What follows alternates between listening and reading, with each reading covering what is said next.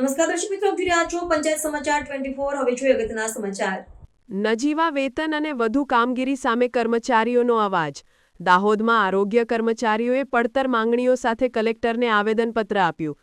દાહોદ જિલ્લાના આરોગ્ય વિભાગમાં ફરજ બજાવતી આશા ફેસિલિટેટર, આશા વર્કર અને સ્ત્રી આરોગ્ય સેવિકાઓ સહિતના કર્મચારીઓએ પોતાને વિવિધ પડતર માંગણીઓના નિરાકરણ માટે જિલ્લા કલેક્ટર કચેરી ખાતે આવેદનપત્ર સુપરત કર્યું હતું।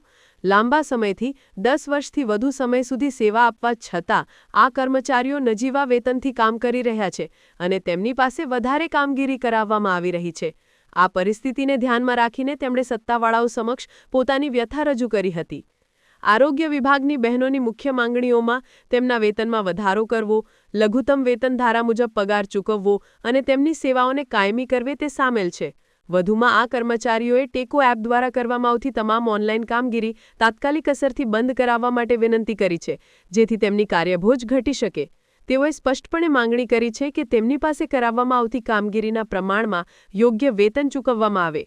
આરોગ્ય વિભાગના કર્મચારીઓએ જિલ્લા કલેક્ટર કચેરી ખાતે પોતાની માંગણીઓનું આયોજનબદ્ધ રીતે આવેદન સુપરત કર્યું છે।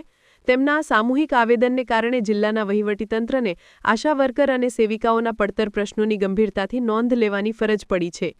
કર્મચારીઓની આ રજૂઆતથી સ્પષ્ટ થાય છે કે આરોગ્ય ક્ષેત્રમાં ફાળાનું કામ કરતા કર્મચારીઓના હિત અને કલ્યાણ માટે સત્વરે યોગ્ય અને કાયમી ઉકેલ લાવવો જરૂરી છે।